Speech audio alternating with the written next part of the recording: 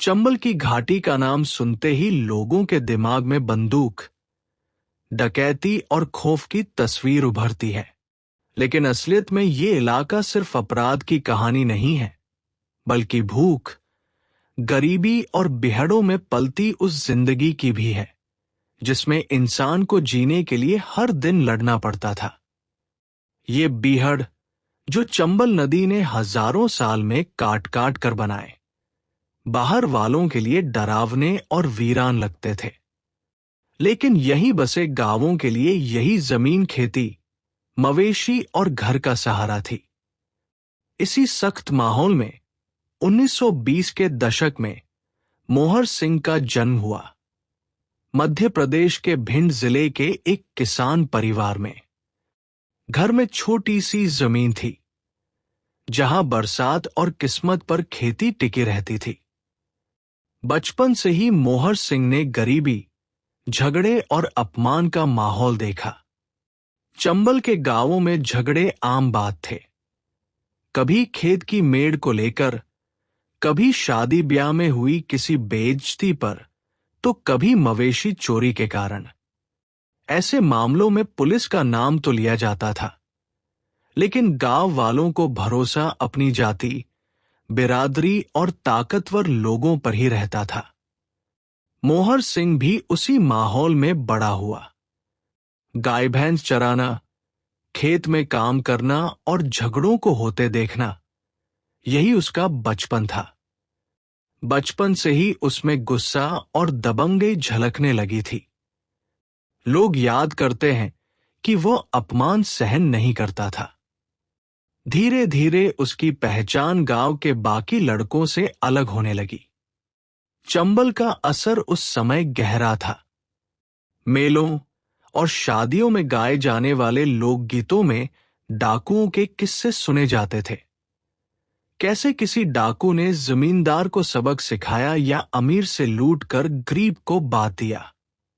ये कहानियां सच हों या न हों, पर सुनने वाले नौजवानों के लिए एक सपना जरूर छोड़ जाती थी कि खेतों की मेहनत और गरीबी से कहीं बड़ा डर और इज्जत से भरा जीवन भी है। 1930 और 40 के दशक तक चंबल में हथियार भी बढ़ने लगे। पहले जहां लाठी और तलवार से झगड़े निपटते थे, वहीं अब देशी तमंचे और चोरी की राइफलें दिखने लगी। पुलिस की गश्त भी आती, लेकिन बेहड़ों की भूल भुलैया में डाकू आसानी से गायब हो जाते। धीरे धीरे इलाके में ये भरोसा जम गया कि सरकार और पुलिस को मात दी जा सकती है। मोहर सिंह के लिए भी यही माहौल रास्ता बना रहा था।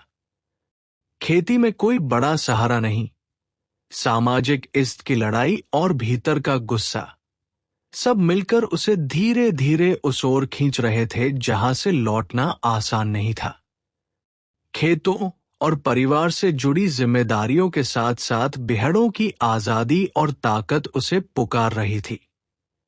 अभी तक वह बस एक जिद्दी और गुस्सैल नौजवान था, लेकिन आने वाले सालों में यही नौजवान अपना नाम चंबल की सबसे खौफनाक कहानियों में लिखवाने वाला था। अगले अध्याय में हम देखेंगे कैसे मोहर सिंह ने हल से दूरी बनाई और पहली बार बंदूक उठाई।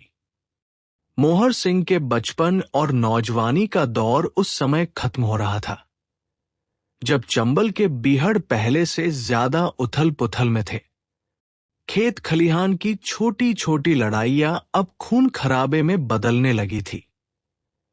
किसी की फसल पर मवेशी चर गए तो मामला हाथापाई से आगे बढ़कर बंदूक तक जा पहुंचता था, और जहां पुलिस या प्रशासन की पकड़ ढीली हो, वहां बंदूक ही इंसाफ का रास्ता बन जाती थी। मोहर सिंह के जीवन में भी ऐसा ही एक मोड़ आया। कहा जाता है कि उसकी पहली बड़ी टक्कर गांव के एक विवाद से शुरू हुई थी।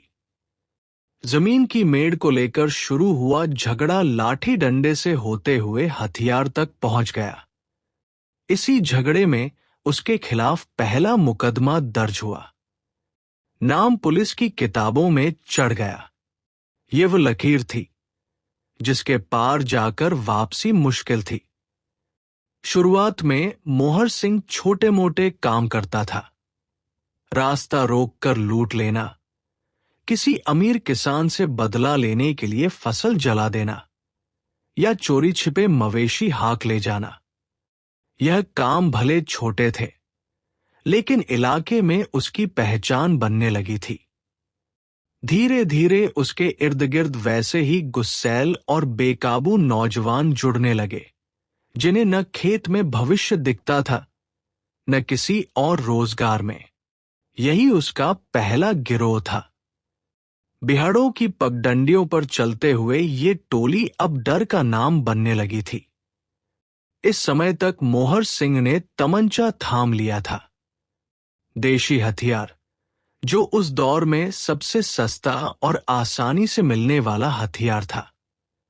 उसके हाथ में बंदूक आने का मतलब था गांव वाले उसे सिर्फ एक गुस्सैल नौजवान नहीं, बल्कि एक खतरा मानने लगे। और चंबल की मिट्टी में, जहां डर ही ताकत बनता है, यह बदलाव बेहद अहम था। पुलिस ने शुरुआत में उसे पकड़ने की कोशिशें की। कई बार खबर मिली कि मोहर सिंह और उसका गिरोह पास के गांव में देखे गए हैं, लेकिन बिहड़ों के गुप्त रास्तों और गांव वालों की चुप्पी ने उसे हर बार बचा लिया। चंबल की यही सबसे बड़ी ताकत थी। ये इलाका बाहरी लोगों के लिए जाल था, और जो यहां का था, उसके लिए ये ढाल। मोहर सिंह की सोच भी बदलने लगी थी। अब यह सिर्फ झगड़े या बदले की बात नहीं रह गई थी। अब उसके लिए डर पैदा करना, अपनी ताकत दिखाना और नाम कमाना ही मकसद बन गया था। हर छोटी वारदात उसके लिए एक सीढ़ी थी, जिससे वह चंबल के उन बड़े नामों की तरह बन सके जिनकी कहानियां उसने बचपन में सुनी थी। धीरे धीरे उसका गिरोह भी संगठित होता गया। रात को गांवों में डाके डालना, अमीर घरानों को निशाना बनाना और पुलिस को चकमा देना, ये उनकी दिनचर्या का हिस्सा बन गए। लोग अब उसके नाम से कांपने लगे थे।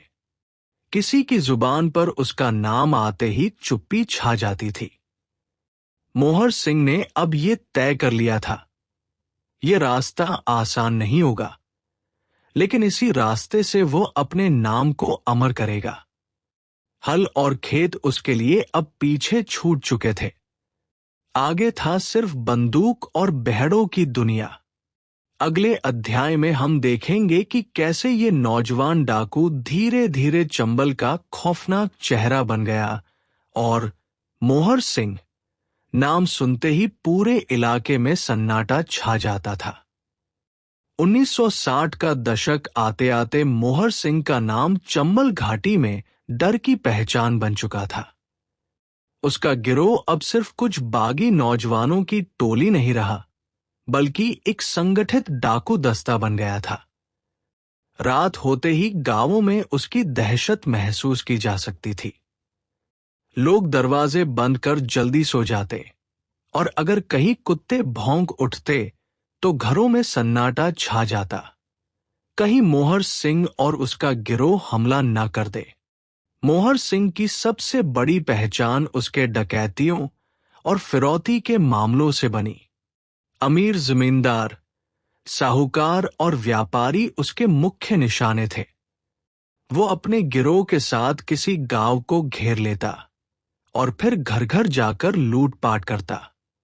अगर किसी परिवार ने उसका विरोध किया तो सख्त सजा मिलती।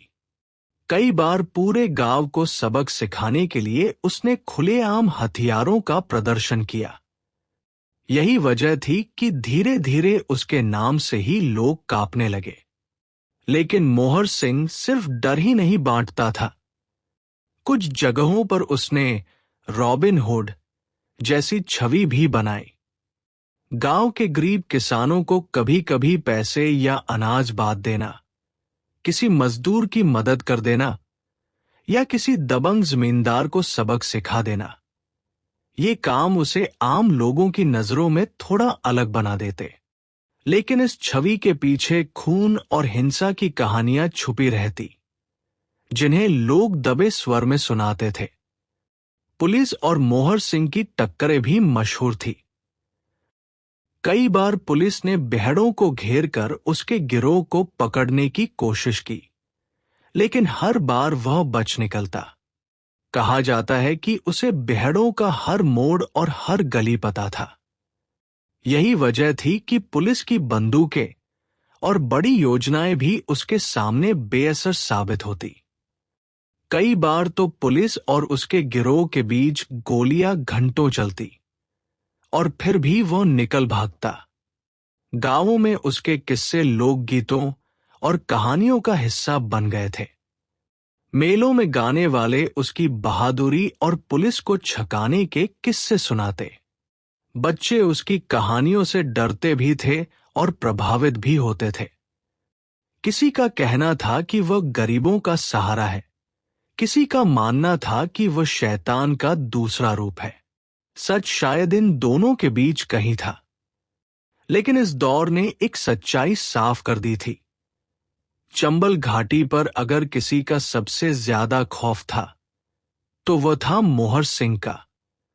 उसके डकैतियों ने न सिर्फ आम लोगों की नींद छीन ली थी, बल्कि प्रशासन और सरकार को भी परेशान कर दिया था।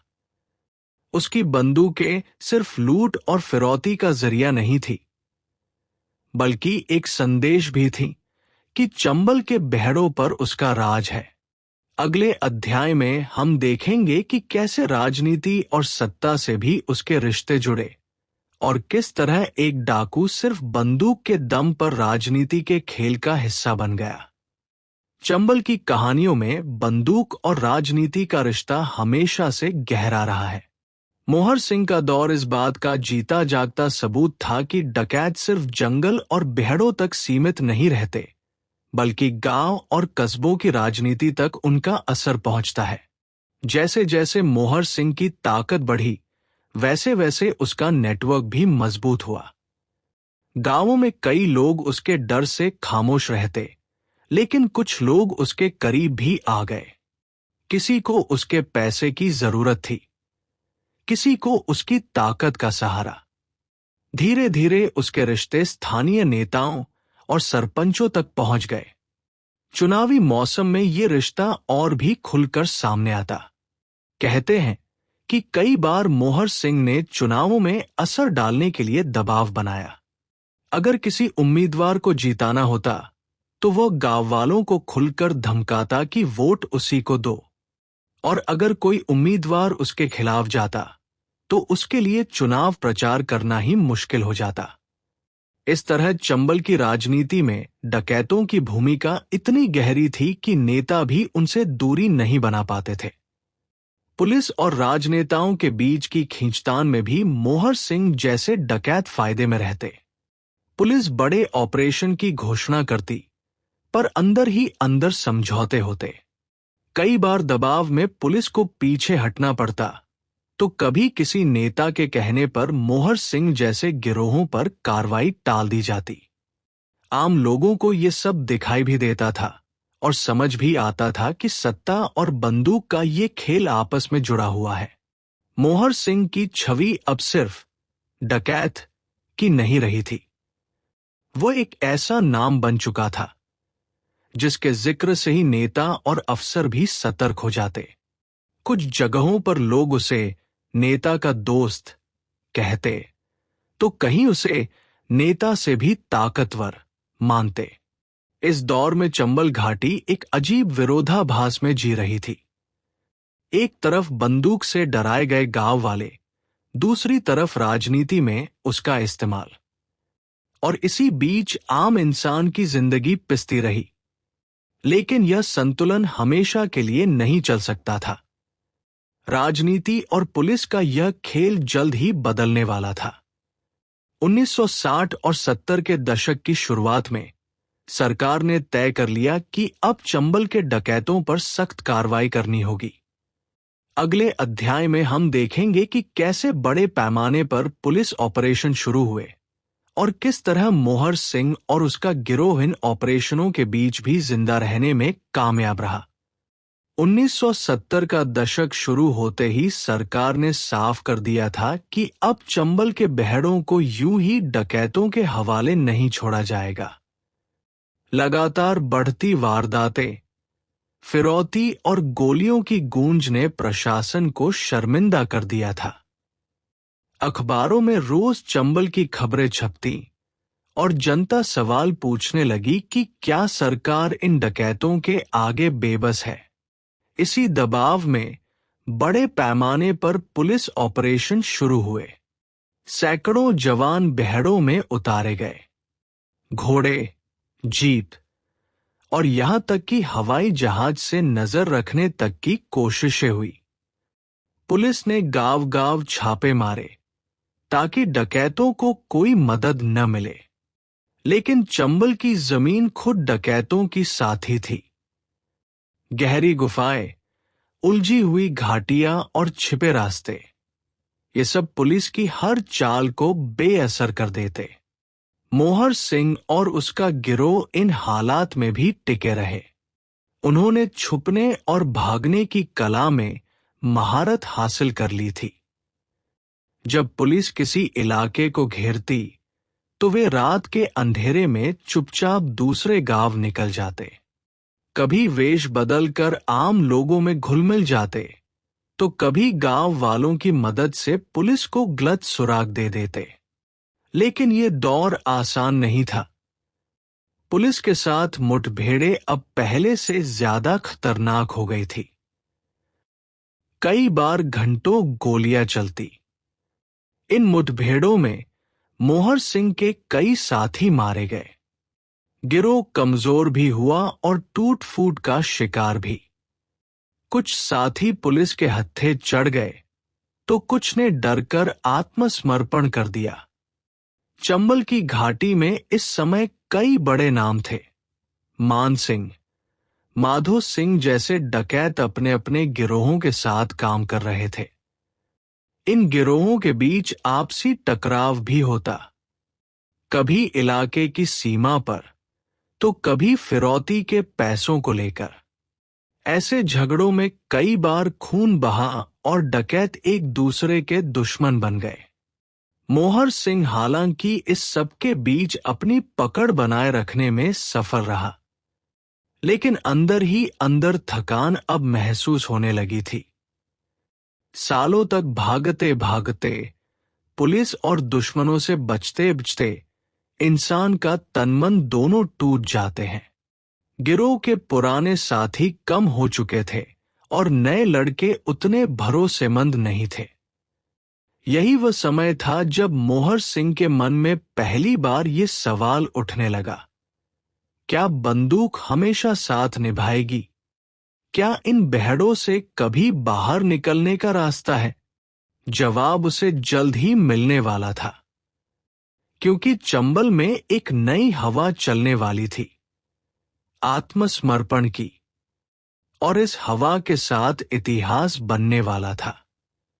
अगले अध्याय में हम देखेंगे कि कैसे जयप्रकाश नारायण जैसे नेताओं ने डकैतों को बंदूक छोड़ने के लिए मनाया और मोहर सिंह ने 1972 में पूरे देश को हिला देने वाला आत्मसमर्पण किया।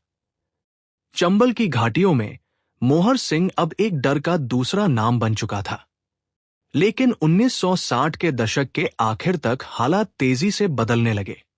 सरकार ने चंबल के डकैतों को खत्म करने के लिए न सिर्फ पुलिस बल बढ़ाया बल्कि राजनीतिक दबाव और सामाजिक आंदोलनों का भी सहारा लिया। मोहर सिंह और उसके गैंग पर एक के बाद एक एनकाउंटर हुए। कई साथी मारे गए, कई पकड़े गए। लगातार भागदौड़, गोलीबारी और जान पर मंडराता खतरा उसे धीरे धीरे थका रहा था। परिवार से दूरी, अपने बच्चों का भविष्य और लगातार पुलिस दबाव, इन सबने मोहर सिंह के मन में आत्मसमर्पण का बीज बो दिया। इसी दौर में जयप्रकाश नारायण जैसे समाज सेवियों ने चंबल के डकैतों को मुख्य धारा में लाने के लिए अभियान चलाया। वे मानते थे कि हिंसा का रास्ता छोड़कर अगर ये लोग समाज से जुड़े तो न सिर्फ उनकी जिंदगी सुधरेगी बल्कि पूरे चंबल में शांति लौटेगी। मोहर सिंह इस विचार से गहराई से प्रभावित हुआ।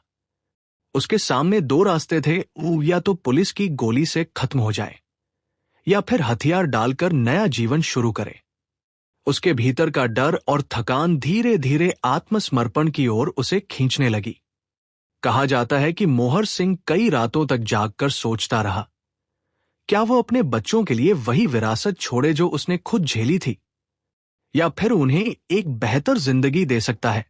यह था मोड़ जब एक कुख्यात डकैत के भीतर इंसान जाग रहा था।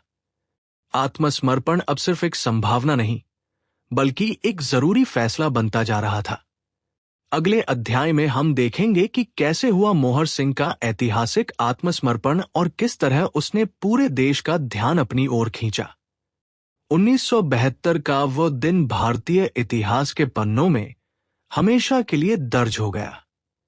मोहर सिंह और उसके साथी डकैतों ने तय कर लिया था कि अब हथियार डालकर नया जीवन शुरू करना ही उनका भविष्य है। मंच सजा था मध्य प्रदेश के भिंड जिले में। हजारों की भीड़ जमा थी। पुलिस, पत्रकार, सामाजिक कार्यकर्ता और आम लोग सब इस अद्भुत घटना को देखने आए थे। सामने बिछा था लाल कालीन और उसके पार बैठे थे तत्कालीन मुख्यमंत्री और जयप्रकाश नारायण जैसे समाजसेवी। मोहर सिंह अपने गिरोह के साथ धीरे धीरे मंच की ओर बढ़ा। उनके हाथों में अब भी बंदूकें थी, मगर इस बार इन हथियारों में डर नहीं था बल्कि बोझ था।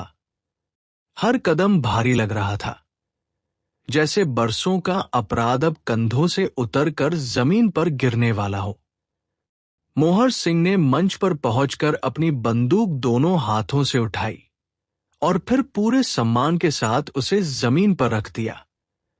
उस पल पूरा मैदान तालियों और नारों से गूंज उठा। एक ऐसा दृश्य जिसने पूरे देश को झकझोर दिया। चंबल का सबसे खौफनाक डकैत अब अपराध की राह छोड़ चुका था।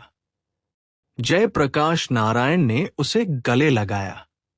यह सिर्फ दो व्यक्तियों का आलिंगन नहीं था, बल्कि हिंसा से अहिंसा की ओर, अंधेरे से उजाले की ओर एक कदम था।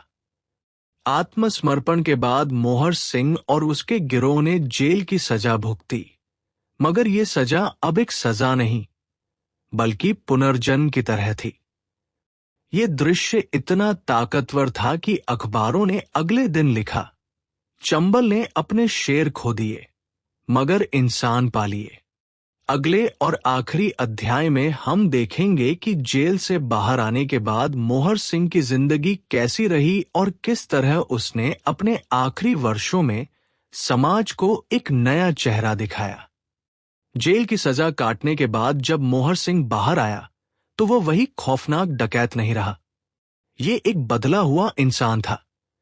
उसने अपना अतीत पीछे छोड़ दिया और ठान लिया कि अब वो समाज के लिए कुछ करेगा। मोहर सिंह ने गांवों में बसना शुरू किया, लोगों से जुड़ना शुरू किया। उसने राजनीति में भी हाथ आजमाया और पंचायती राज व्यवस्था के तहत काम किया। कई बार उसने गरीबों और वंचितों की मदद के लिए आवाज उठाई। लोग जो कभी उससे डरते थे अब उसे सम्मान देने लगे। उसके दरवाजे पर अब पुलिस का डर नहीं बल्कि गांव वालों का विश्वास खड़ा रहता था। बच्चों की हंसी, औरतों की सुरक्षित मुस्कान और खेतों की हरियाली, ये सब देखकर उसे लगता था कि उसने सही फैसला लिया।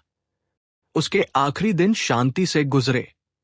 2002 में मोहर सिंह इस दुनिया को छोड़ गया, लेकिन पीछे छोड़ गया एक कहानी जो बताती है कि इंसान चाहे कितना भी भटक जाए, अगर वह चाहे तो लौटकर नया रास्ता चुन सकता है। चंबल की घाटियों में आज भी लोग कहते हैं, डकैत तो बहुत हुए, लेकिन मोहर सिंह ने दिखाया कि इंसानियत की ओर लौटना ही सबसे बड़ी जीत है। उसकी विरासत यही है कि डर से जीती गई जिंदगी कभी सुकून नहीं देती, मगर बदलकर, सुधरकर और समाज के साथ जीकर इंसान अमर हो सकता है। और यही वजह है कि मोहर सिंह का नाम सिर्फ एक डकैत के तौर पर नहीं बल्कि एक बदले हुए इंसान के रूप में इतिहास में दर्ज है।